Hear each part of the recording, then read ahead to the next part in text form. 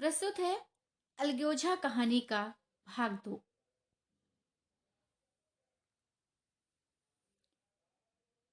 रघु सन्नाटे में आ गया था। एक दिन तक उसके मुंह से आवाज ही नहीं निकली। अलग होने की उसने स्वप्न में भी कल्पना नहीं की थी। उसने गांव में 2-4 परिवारों को अलग होते देखा था। वह खूब जानता था कि रोटी के साथ लोगों के हृदय भी अलग हो जाते हैं, अपने हमेशा के लिए गैर हो जाते हैं। फिर उनमें वही नाता रह जाता है जो गांव के आदमियों में। रघु ने मन में ठान लिया था कि इस विपत्ति को घर में नहीं आने दूंगा, मगर होनहार के सामने उसकी एक नहीं चली। आह, मेरे मुंह में कालिख लगेगी। दुनिया यही कहेगी कि बाप के मर जाने पर 10 साल भी एक में निभा नहीं हो सका। फिर किससे अलग हो जाऊं? जिनको गोद में खिलाया, जिनको बच्चों की तरह पाला, जिनके लिए तरह तरह के कष्ट झेले, उन्हीं से अलग हो जाऊं? अपने प्यारों को घर से निकाल बाहर करूं? ये सोचते सोचते उसका गला फंस गया। कांपते हुए स्वर में बोला, तू क्या चाहती है? कि मैं अपने भाइयों से अलग हो जाऊं? भला सोच तो, कहीं मुंह दिखाने लायक रहूंगा? मुलिया, तो मेरा इन लोगों के साथ निभा नहीं होगा। रघु, तो तू अलग हो जा। मुझे अपने साथ क्यों घसीटती है? मुलिया, तो मुझे क्या तुम्हारे घर में मिठाई मिलती है? मेरे लिए क्या संसार में जगह नहीं है? रघु, तेरी जैसी मर्जी, जहां चाहे रहे। मैं अपने घर वालों से अलग नहीं हो सकता। जिस दिन इस घर में 2 चूल्हे जलेंगे, उस दिन मेरे कलेजे के 2 टुकड़े हो जाएंगे। मैं ये चोट नहीं सह सकता। तुझे जो तकलीफ हो वह मैं दूर कर सकता हूं। माल असबाब की मालकिन तू है ही। अनाज पानी तेरे ही हाथ है। अब रह क्या गया? अगर कुछ काम धंधा नहीं करना चाहती, मत कर।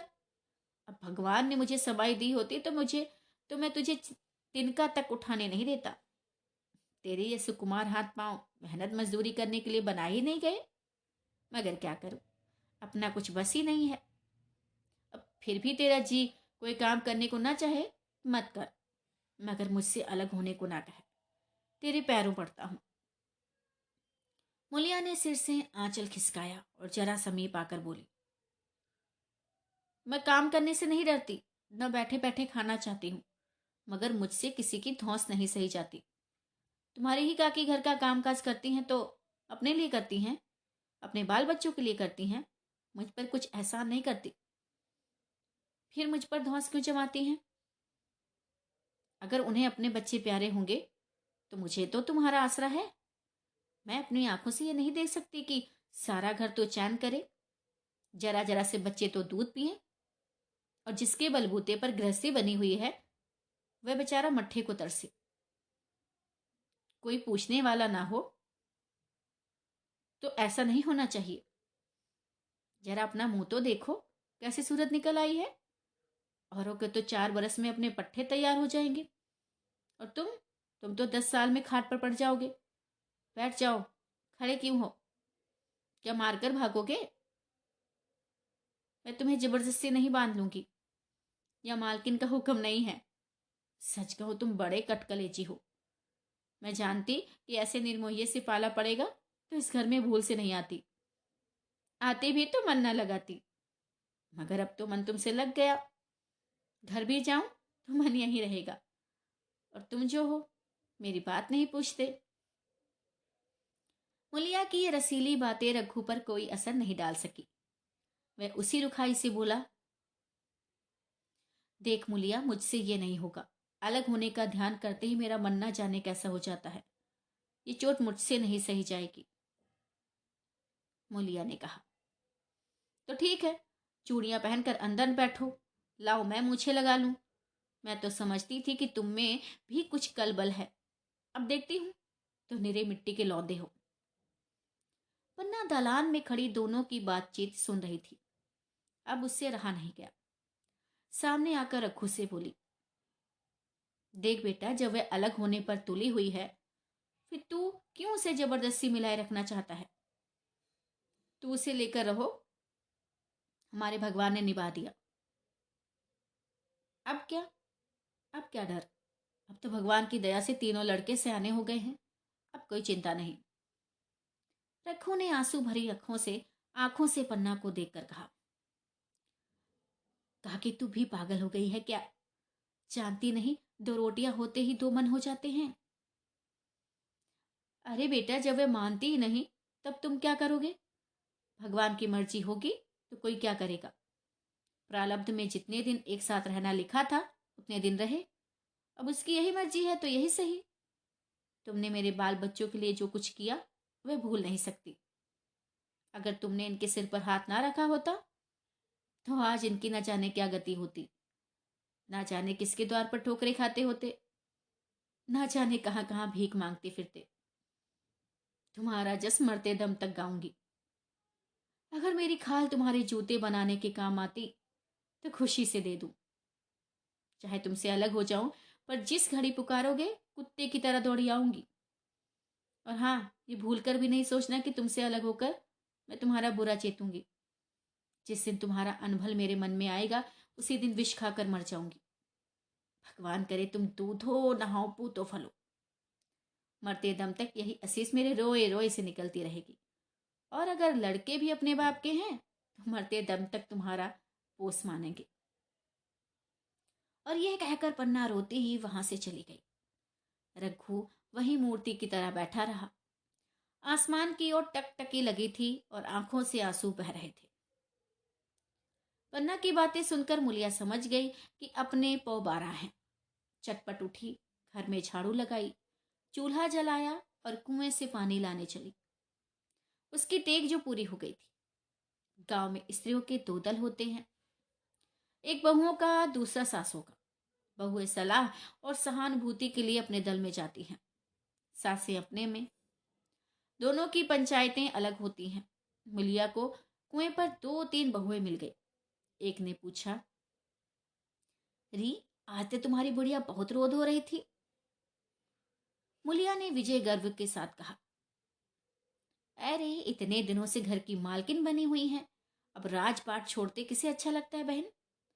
मैं उनका बुरा नहीं चाहती, लेकिन एक आदमी की कमाई में कहाँ तक बरकत होगी तुम बताओ। अब मेरे भी तो यही खाने पीने पहनने ओढ़ने के दिन हैं। अभी उनके पीछे मरो, फिर बाल बच्चे हो जाएं, उनके पीछे मरो और सारी जिंदगी रोते ही कट जाएगी। एक बहू बोली, अरे ये बुढ़िया लोग यही चाहती हैं कि ये सब जन्म भर लौंडी बनी रहे, मोटा छोटा खाएं और पड़ी रहे। दूसरी बहू, अपने लड़के तो बात नहीं पूछे, भाई पराए लड़कों का क्या भरोसा, कल इनके हाथ पैर हो जाएंगे, फिर कौन पूछता है। अपनी अपनी मेहरियों का मुंह देखेंगे, पहले ही से फटकार देना अच्छा है, फिर तो कोई कलक नहीं होगा। मुलिया पानी लेकर गई, खाना बनाया और रघु से बोली, सुनो जी, जाओ नहाओ, रोटी तैयार है। रघु ने मानो सुना ही नहीं, सिर पर हाथ रखकर द्वार की तरफ ताकता रहा। मुलिया, क्या कहती हूं, कुछ सुनाई देता है? रोटी तैयार है, जाओ नहाओ। सुन तो रहा हूं, क्या बहरा हूं? रोटी तैयार है तो जाकर खा लो, मुझे भूख नहीं है। मुलिया ने फिर कहा, सुनो जी, मैं कहती हूं जाकर नहाओ और खाना खा लो, मुझे भूख लगी है। रघु ने फिर ना कह दिया और मुलिया ने गुस्से में जाकर चूल्हा बुझा दिया। रोटियां उठाकर छींके पर रख दी और मुंह ढांक कर लेट रही। जरा देर में पन्ना आकर बोली, खाना तैयार है, जा नहा धोकर खा ले, बहू भी भूखी होगी। रघु ने झुंझला कर कहा, देख अम्मा, तू घर में रहने देगी कि मुंह में कालिख लगाकर कहीं निकल जाऊं? खाना तो खाना ही है, आज नहीं खाऊंगा कल खाऊंगा, लेकिन अभी मुझसे नहीं खाया जाएगा। सुन, केदार क्या अभी मदरसे से नहीं आया? पन्ना, अभी तो नहीं आया, आता ही होगा। पन्ना समझ गई कि जब तक वह खाना बनाकर लड़कों को नहीं खिलाएगी और खुद नहीं खाएगी, रघु भी नहीं खाएगा। इतना ही नहीं, उसे रघु से लड़ाई करनी पड़ेगी, उसे जली कटी सुनानी पड़ेगी। उसे ये दिखाना पड़ेगा कि मैं ही उससे अलग होना चाहती हूं, नहीं तो वह इसी चिंता में घुल घुल कर प्राण दे देगा। ये सोचकर उसने अलग चूल्हा जलाया और खाना बनाने लगी। इतने देर में केदार और खुन्नू मदरसे से आ गए। पन्ना ने कहा, आओ बेटा खा लो, रोटी तैयार है। केदार ने पूछा, अम्मा भैया को भी बुला लूं? पन्ना, तुम आकर खाओ, उसकी रोटी बहू ने अलग बनाई है। खुन्नू, मैं जाकर के भैया से पूछा ना अम्मा। पन्ना, जब उनका जी चाहेगा खाएंगे, तू बैठकर खा, तुझे इन बातों से क्या मतलब? जिसका जी चाहेगा खाएगा, जिसका जी चाहेगा नहीं खाएगा। जब वह और उसकी बीवी अलग रहने पर तुले हैं तो कौन मनाए? केदार, तो क्यों अम्मा जी, क्या हम अलग घर में रहेंगे? पन्ना, उनका जी चाहे एक घर में रहें, जी चाहे आंगन में दीवार डाल लें। खुन्नू ने दरवाजे पर आकर झांका। सामने फूस की झोपड़ी थी, वहीं खाट पर पड़ा रघु नारियल पी रहा था। खुन्नू, सुन, भैया तो अभी नारियल लिए बैठे हैं। पन्ना, मैंने कहा ना तू खा, जब उसका जी चाहेगा खाएगा। केदार, अम्मा भैया ने भाभी को डांटा नहीं? मुलिया अपनी कोठरी में पड़ी सुन रही थी। बाहर आकर बोली, हाँ हाँ, भैया ने तो नहीं डांटा, अब तुम आकर डांट लो।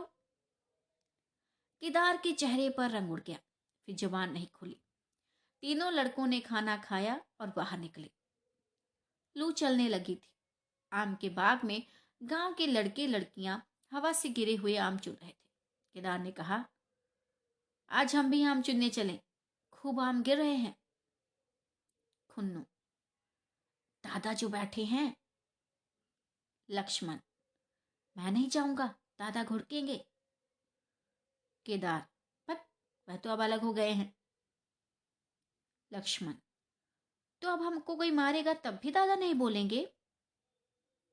केदार, वाह, तब क्यों नहीं बोलेंगे, चल।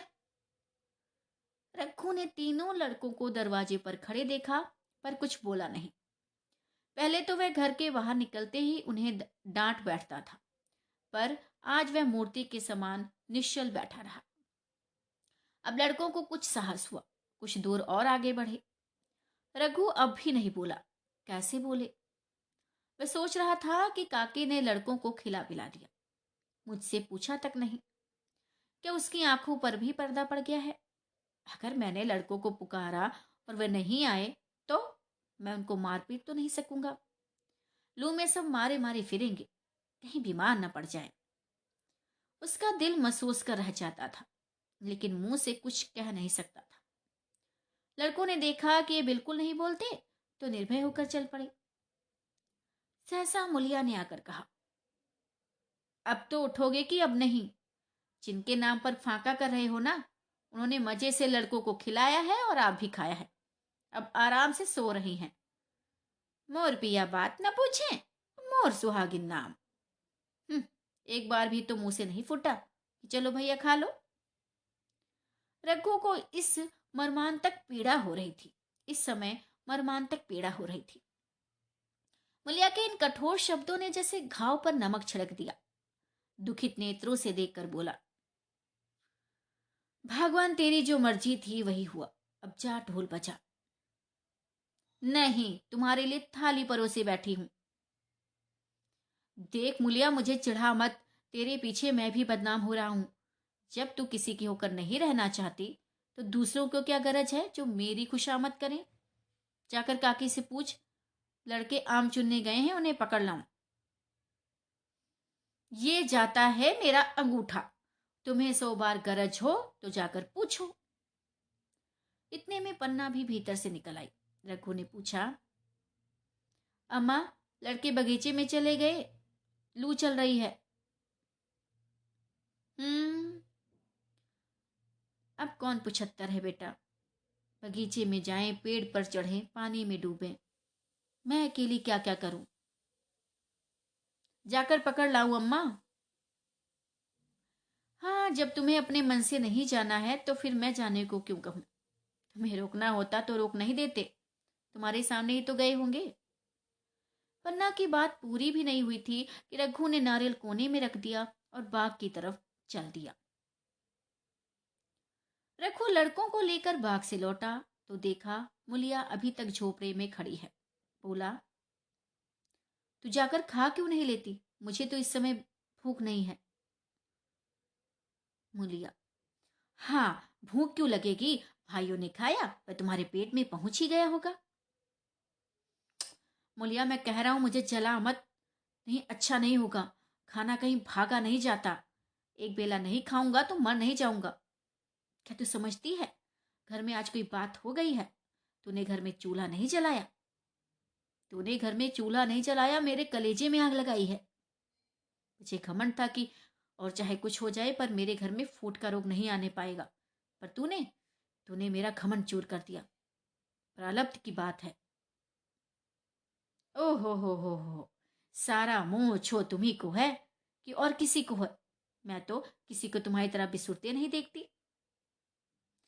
मुलिया, घाव पर नून न छिड़क। तेरे ही कारण मेरी पीठ में धूल लग रही है। मुझे इस गृहस्थी का मोह ना होगा तो किसे होगा? मैंने ही तो इसे मरमर जोड़ा है। जिनको गोद में खिलाया वही अब मेरे पटीदार होंगे। जिन बच्चों को मैं डांटता था उन्हें आज कड़ी आंखों से भी नहीं देख सकता। मैं उनके भले के लिए भी कोई बात करूं तो दुनिया यही कहेगी कि अपने भाइयों को लूटे लेता है। जा जा, मुझे छोड़ दे, अभी मुझसे कुछ नहीं खाया जाएगा। देखो, मैं कसम रखा दूंगी, नहीं चुपके से चले चलो। देख, अब भी कुछ नहीं बिगड़ा मुलिया, अपना हाथ छोड़ दे। ठीक है, हमारा ही लहू पिए जो खाने ना उठे। रघु ने कानों पर हाथ रखकर कहा, ये तूने क्या किया मुलिया? मैं तो उठ ही रहा था। चल खा लो। नहाने धोने कौन जाए?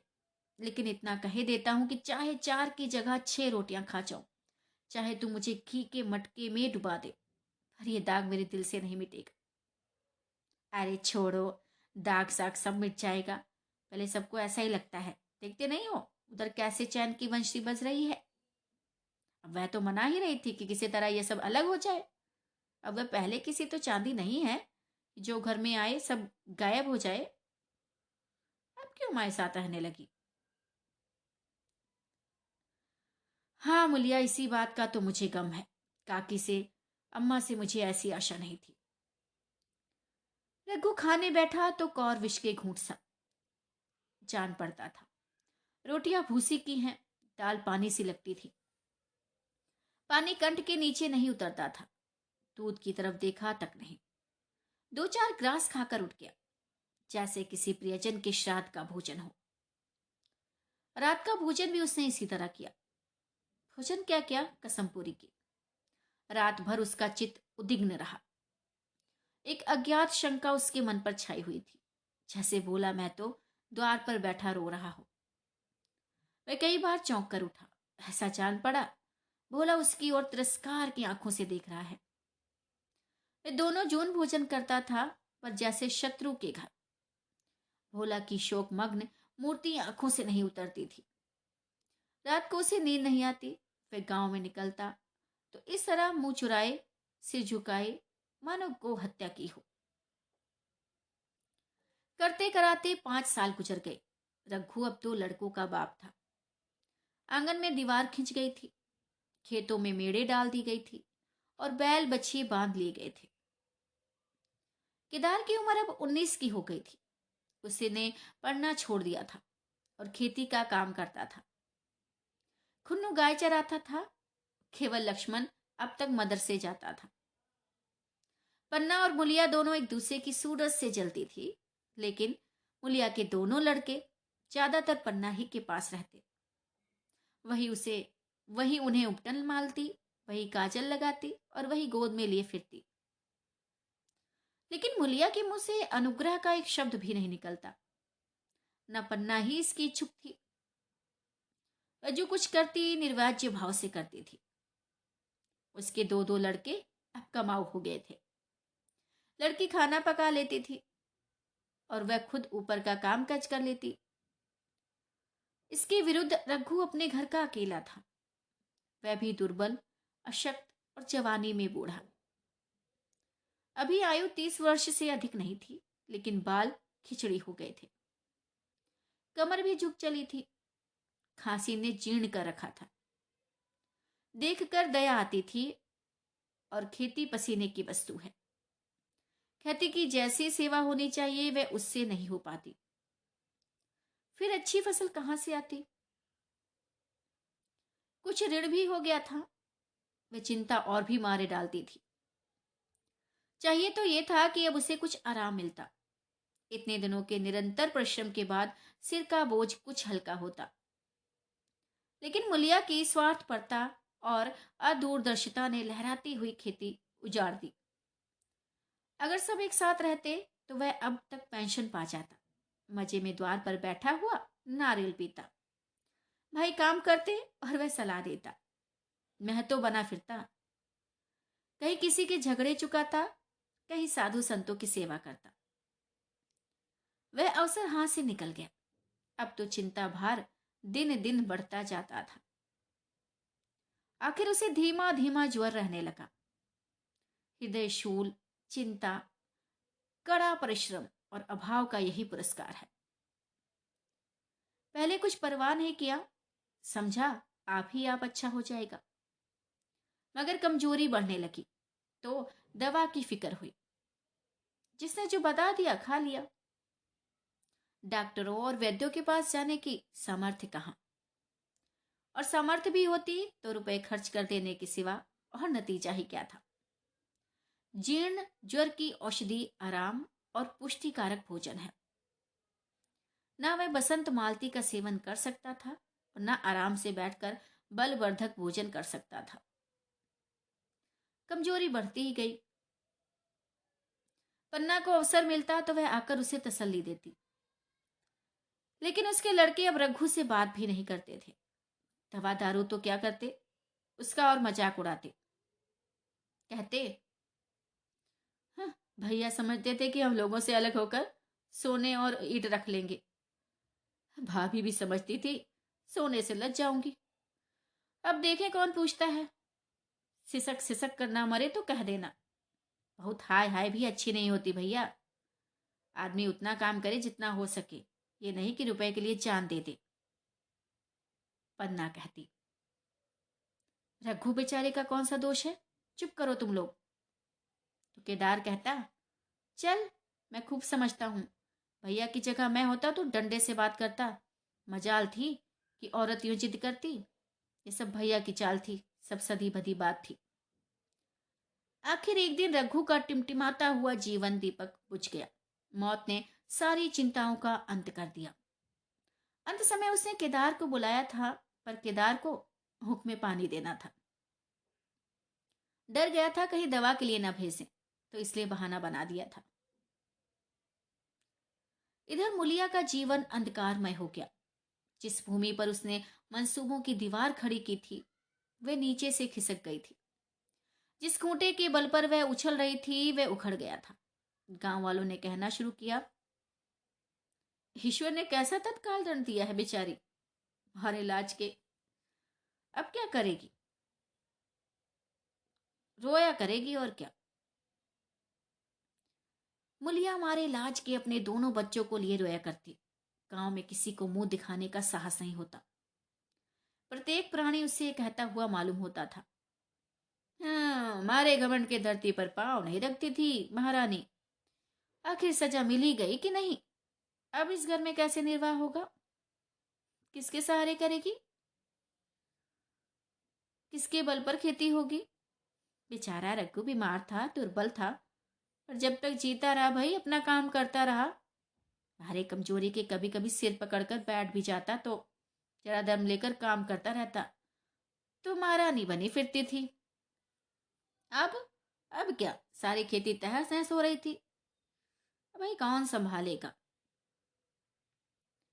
इधर अनाज की डांठें खलिहान में पड़ी थी, मुख अलग सूख रही थी। मुलिया सोच रही थी कि वह अकेली क्या क्या करेगी। फिर सिंचाई अकेले आदमी का तो काम नहीं। 3-3 मजदूरों को कहां से लाए। गांव में मजदूर थे ही कितने। हाथमियों के लिए खींचातानी हो रही थी, क्या करें क्या ना करें। और इस तरह 13 दिन बीत गए। क्रियाक्रम से छुट्टी मिली तो दूसरे ही दिन सवेरे मुलिया ने दोनों बालकों को गोद में उठाया और अनाज मारने चली। खलिहान में पहुंचकर उसने एक को तो पेड़ के नीचे घास के नरम बिस्तर पर सुला दिया और दूसरे को वहीं बैठाकर अनाज मारने लगी। बैलों को हाँकती थी और रोती थी। क्या इसीलिए भगवान ने उसको जन्म दिया था? देखते देखते क्या हो गया। इन्हीं दिनों पिछले साल भी अनाज मारा गया था। वह रघु के लिए लोटे में शरबत और मटर की घुघरी लेकर आई थी। आज कोई उसके आगे है ना पीछे, लेकिन किसी की लौंडी तो नहीं हूं। उसे अलग होने का अब भी पछतावा नहीं था। एकाएक छोटे बच्चे का रोना सुनकर उसने उधर ताका तो बड़ा लड़का उसे चुमकार कर कह रहा था, भैया तुप लो तुप लो। धीरे धीरे उसके मुंह पर हाथ फेरता था और चुप कराने के लिए विकल था। जब बच्चा किसी तरह ना चुप हुआ तो वह खुद उसके पास लेट गया और उसे छाती से लगाकर प्यार करने लगा। मगर जब यह प्रयत्न भी सफल नहीं हुआ तो वह रोने लगा। उसी समय पन्ना दौड़ी आई और छोटे बालक को गोद में उठाकर प्यार करती हुई बोली, लड़कों को मुझे क्यों नहीं दे आई बहू? हाय हाय, बेचारा धरती पर पड़ा लौट रहा है। जब मैं मर जाऊं तो जो चाहे करना, अभी तो जीती हूं। अलग हो जाने से बच्चे तो नहीं अलग हो गए ना? मुलिया, तुम्हें भी तो छुट्टी नहीं थी अम्मा, क्या करती? पन्ना, तो तुझे यहां आने की ऐसी क्या जल्दी थी? डांट मार न जाती। 3 लड़के तो हैं और किस दिन काम आएंगे? केदार तो कल ही मारने को कह रहा था, पर मैंने कहा पहले ऊख में पानी दे लो, फिर आज मारना। देखो, मड़ाई तो 10 दिन बाद भी हो सकती है। ऊख की सिंचाई ना हुई तो सूख जाएगी। कल से पानी चढ़ा हुआ है, परसों तक खेत पुर जाएगा, तब मड़ाई हो जाएगी। मुलिया, तुझे विश्वास नहीं आएगा, जब से भैया मरा है केदार को बड़ी चिंता हो गई है। दिन में 100 बार पूछता है। कहता है, भाभी बहुत रोती तो नहीं है अम्मा? देख जाके लड़के भूखे तो नहीं है अम्मा? देख अम्मा, कोई लड़का रोता है। देख अम्मा, क्या हुआ, बच्चा क्यों रोता है? और हाँ, कल रोकर बोला, अम्मा मैं जानता कि भैया इतनी जल्दी चले जाएंगे तो उनकी कुछ सेवा कर लेता।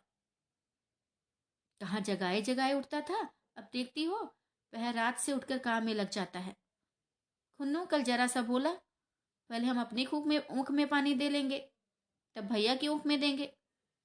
इस पर केदार ने ऐसा डांटा कि खुन्नू के मुंह से फिर बात नहीं निकली। बोला, क्या, कैसी तुम्हारी और कैसी हमारी ऊख? भैया ने जिला न लिया होता तो आज या तो मर गए होते या कहीं भीख मांगते होते। आज तुम बड़े ऊख वाले बने हो। यह उन्हीं का पुण्य प्रताप है कि आज भले आदमी बने बैठे हो। परसों रोटी खाने को बुलाने गई तो मड़ैया में बैठा रो रहा था। पूछा क्यों रोता है, तो बोला, अम्मा भैया इसी अलगोछे की वजह से मर गए, नहीं अभी उनकी उम्र ही क्या थी। ये उस वक्त नहीं सूझा, नहीं उनसे क्यों बिगाड़ करते। और यह कहकर पन्ना ने मुलिया की ओर संकेतपूर्ण दृष्टि से देखकर कहा, तुम्हें वह अलग नहीं रहने देगा बहू। कहता है भैया हमारे लिए मर गए तो हम भी उनके बाल बच्चों के लिए मर जाएंगे। मुलिया की आंखों से आंसू जारी थे। पन्ना की बातों में आज सच्ची वेदना, सच्ची सांत्वना, सच्ची चिंता भरी हुई थी। मुलिया का मन कभी उसकी ओर इतना आकर्षित नहीं हुआ था, जिनसे उसे व्यंग और प्रतिकार का भय था। वे इतने दयालु, इतने शुभेच्छु हो गए थे। आज पहली बार उसे अपनी स्वार्थपरता पर लज्जा आई। पहली बार आत्मा ने अलगोछे पर धिक्कारा। इस घटना को हुए 5 साल गुजर गए। पन्ना आज बूढ़ी हो गई है। केदार घर का मालिक है, मुलिया घर की मालकिन है। खुन्नू और लक्ष्मण के विवाह हो चुके हैं, मगर केदार अभी तक कंवारा है। कहता है मैं विवाह नहीं करूंगा। कई जगहों से बातचीत हुई, कई सगाइयां आई, पर उसने हामी नहीं भरी। पन्ना ने कंपे लगाए, जाल फैलाए, पर वह नहीं फंसा। कहता है, औरतों से कौन सा सुख, अब मेहरिया घर में आई और आदमी का मिजाज बदला अम्मा। फिर जो कुछ है वह मेहरिया है। माँ बाप भाई बंधु सब पर आए हैं। जब भैया जैसे आदमी का मिजाज बदल गया तो फिर दूसरों की क्या गिनती। 2 लड़के भगवान के दिए हैं, और क्या चाहिए। अब बिना ब्याह किए 2 बेटे मिल गए, इससे बढ़कर और क्या होगा अम्मा। जिसे अपना समझो वह अपना है और जिसे गैर समझो वह गैर है। एक दिन पन्ना ने उससे पूछ ही लिया, सुन, तेरा वंश कैसे चलेगा? मेरा वंश? मेरा वंश तो चल रहा है। अरे दोनों लड़कों को अपना ही समझता हूं। अच्छा, समझने ही पर है तो तू मुलिया को भी अपनी मेहरिया समझता होगा, क्यों? अरे अम्मा, तुम तो गाली देती हो। अब गाली कैसी, तेरी भाभी ही तो है। अम्मा, मेरे जैसे लट गंवार को वह क्यों पूछने लगी? अरे तू करने को कहे तो मैं उससे पूछूं। नहीं मेरी अम्मा, कहीं रोने गाने लगे तो। चुप कर, तेरा मन हो तो मैं बातों बातों में उसके मन की था लूं। मैं नहीं जानता, जो चाहे कर। पन्ना केदार के मन की बात समझ गई। लड़के का दिल मुलिया पर आया हुआ है, पर संकोच और भय के मारे कुछ नहीं कहता। उसी दिन उसने मुलिया से कहा, क्या करूं बहू, मन की लालसा मन में ही रह जाती है। केदार का घर भी बस जाता तो मैं निश्चिंत हो जाती। मुलिया, अरे वह तो करने को ही नहीं कहते। हाँ कहता है, ऐसी औरत मिले जो घर में मेल से रहे तो कर लो। अच्छा, ऐसी औरत कहाँ मिलेगी अम्मा? ढूंढो। अरे मैंने तो ढूंढ लिया है बहू। सच अम्मा जी? किस गांव की है? हाँ हाँ, अभी नहीं बताऊंगी। मुद्दा ये जानती हूँ कि उससे केदार की सगाई हो जाए तो घर बच जाए और केदार की जिंदगी भी सफल हो जाए। ना जाने लड़की मानेगी कि नहीं। अरे मानेगी, मानेगी क्यों नहीं अम्मा? ऐसा सुंदर, कमाऊं, सुशील वर और कहाँ मिल जाता है? उस जन्म का कोई साधु महात्मा है, नहीं तो लड़ाई झगड़े के डर से कौन ब्याह नहीं करता। कहाँ रहती है, मैं जाकर उसे मना लाऊंगी। हाँ, तू चाहे तो उसे मना ले, तेरे ही ऊपर है। हाँ अम्मा, मुझे बताओ, मैं आज ही चली जाऊंगी। बता दूं? तो सुन, वह तू ही है। क्या अम्मा जी, तुम तो गाली देती हो। गाली कैसी, देवर ही तो है। नहीं अम्मा, मुझ जैसी बुढ़िया को वह क्यों पूछेंगे? धत, वह तुझी पर दांत लगाए बैठा है, तेरे सिवा कोई और से भाती नहीं। डर के मारे कहता नहीं, पर उसके मन की बात मैं जानती हूँ। वैधव्य के शोक से मुरझाया हुआ मुलिया का पीत बदन कमल की भांति अरुण हो उठा। 10 वर्षों में जो कुछ खोया था, वह इसी एक क्षण में मानो ब्याज के साथ मिल गया। वही लावण्य, वही विकास, वही आकर्षण, वही लोच। समाप्त। कहानी आपको कैसी लगी जरूर बताइएगा। मुझे स्पॉटिफाई पर फॉलो करें, अमेजॉन पर फॉलो करें और साथ ही मेरे चैनल को भी सब्सक्राइब करें। मिलते हैं नई कहानी में, तब तक के लिए सबको नमस्ते, सबको प्रणाम।